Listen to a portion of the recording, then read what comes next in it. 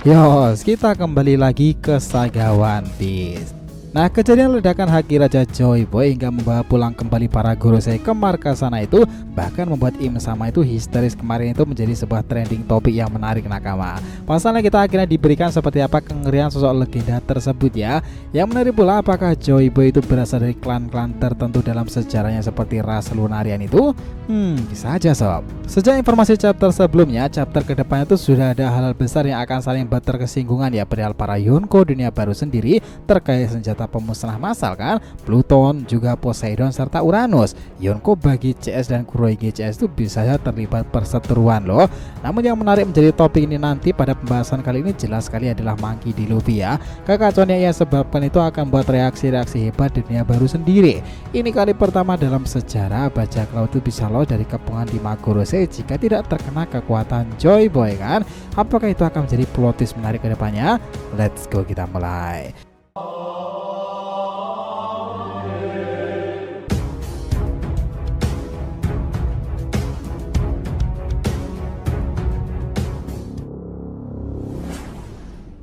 Namun sebelum masuk pembahasan, jangan lupa untuk like video ini ya nakama. Buat kalian nih para pecinta anime shonen, channel itu akan berikan beragam pembahasan seru lainnya tuh. Jadi support terus ya agar makin berkembang dan berpetualang bersama Shonen Odyssey.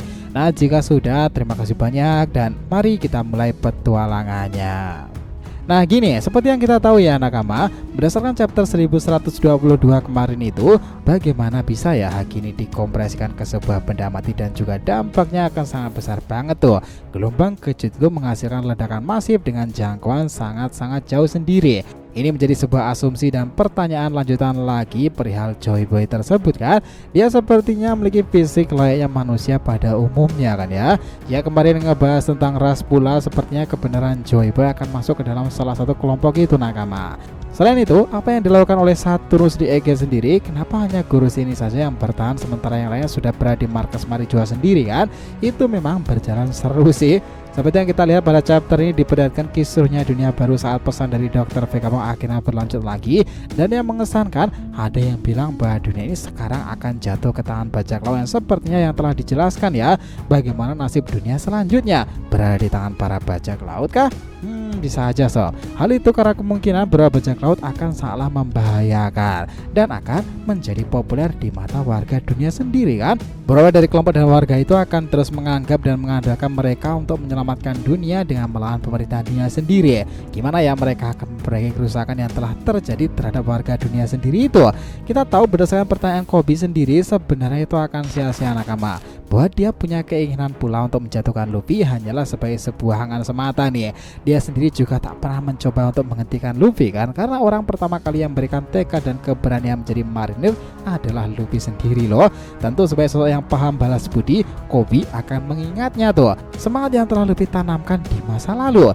Jika kala itu tidak ada kejadian tersebut, mungkin Koby sudah bodoh amat nih dengan kelompok Mugiwara itu sendiri kan. Nah di sisi lain, kekacauan dunia baru juga melibatkan kelompok Cross Quill itu kan. Kita melihat bagaimana pemimpin mereka Bagi juga berkeinginan menemukan One Piece kan.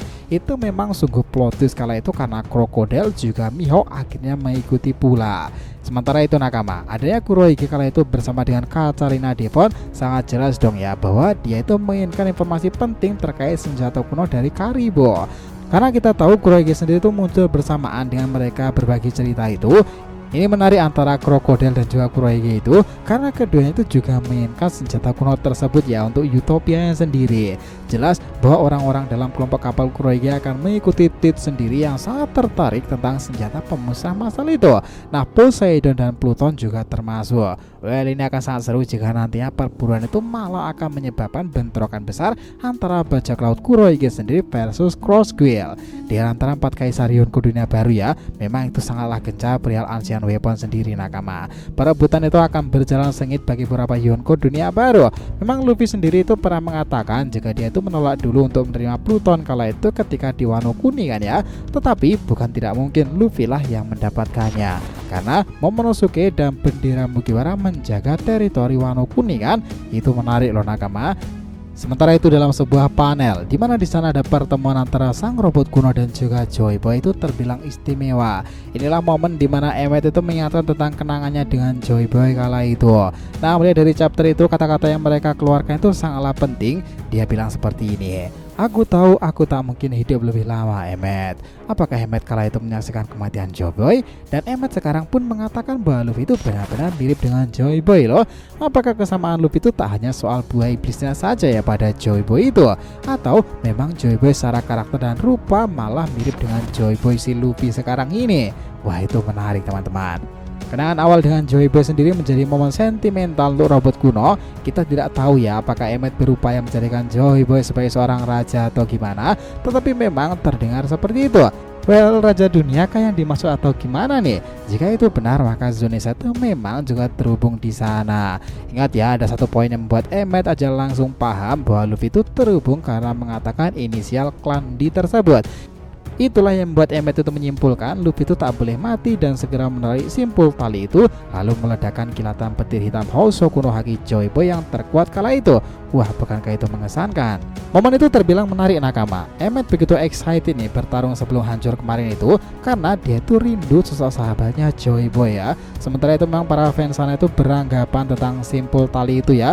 Sepertinya itu ada benarnya loh nakama. Oda sendiri itu terinspirasi pada sejarah-sejarah Mesir kuno. Karena di tanah Arabia tersebut seorang penyihir atau pemilik kekuatan tertentu akan membuat segel dan melepasnya tersebut ya, dengan metode seperti menyimpan dan melepaskan melalui simpul tali pada umumnya. Bisa aja referensinya seperti itu karena One Piece memang terkadang dibuat relate dengan hal-hal mitologi. Nah, jika kita melihat momen itu memang nih pertama kali terjadi sob. Ada haki raja yang untuk pertama kali disimpan setelah ratusan tahun digunakan kembali. Jadi selama ini haki memang bisa seperti itu ya. Menarik nih, bisa dibilang haki raja kemarin itu adalah yang terkuat dari segala jenis haki yang ada di kisah bajak laut. Kenapa? Ya karena mungkin orang seperti Roger, Shanks, Kurohige dan beberapa bajak laut dahulu tak ada yang sampai hakinya menembus ruang waktu dan akhirnya menggetarkan Egghead serta membalikkan 4 Gorosei ke markas pusat ya, mari coba sana. Bahkan besarnya haki itu membuat perubahan Gorosei kembali normal. Wah, itu luar biasa. Im sama aja cuy yang notabene sebagai raja dunia berteriak histeris loh kemarin itu.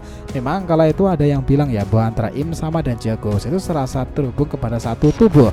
Ya, semacam konsep pain dalam dunia shinobi nih. Dia juga bereaksi ketika Gorosei terjadi sesuatu. Meskipun Im sama berada pada ruangan bunga kala itu menjadi menarik. Sebenarnya apa yang terjadi pula dengan Im sama? Karena dia tak pernah muncul kan? Apakah terjadi sesuatu pula pada tubuhnya itu karena pertempuran masa lalu dengan Joy Boy memberikannya luka sangat fatal sampai saat ini?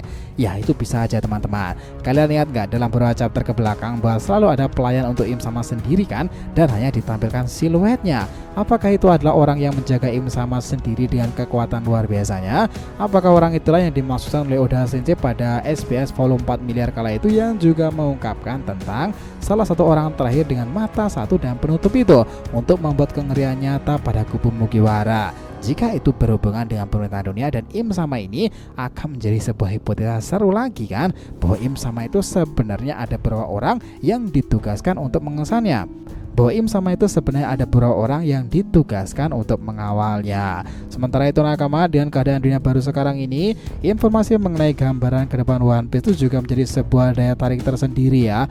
Pasalnya kelompok Yonko Mugiwara Luffy yang sudah berada di perairan dan menuju Elbaf itu menjadi sebuah momen penting bagaimana kisah Elbaf akan segera dimulai. Pasalnya kita tahu ya, informasi yang pasti dinantikan tentu adalah penjelasan tentang suku Lunarian yang juga menjadi daya tarik tersendiri. Informasi itu masih menggantung teman-teman. Kita yakin sih ke depan itu akan diberikan detail lebih lagi daripada hanya soal King, karena Joy Boy dan Seraphim kemungkinan berhubungan dengan semua itu ya. Ada kemungkinan pula malahan plot twistnya Joy Boy memang akan terkait. Well, apakah para pemerintahan dunia akan melakukan serangan balik pula nih ketika berada di pulau para raksasa itu sendiri dan juga masih mengungkapkan perihal Joy Boy itu? Ingat, para admiral sudah bergerak dan sekarang tinggal Akainu. Menarik jika Akainu akan turun langsung sebagai fleet admiral markas pusat tertinggi itu akan berada di tanah para raksasa tersebut. Nah, kita tunggu kejelasan yang lebih lanjut. Sepakat nakama semuanya? Jadi terima kasih banyak ya telah menonton cerita ini sampai akhir. Jika kalian punya pendapat langsung aja komentar di bawah ini dan kita akan usahakan respon, oke? Sampai jumpa di video selanjutnya teman-teman, dan petualangan anime shonen kita lanjutkan lagi next time.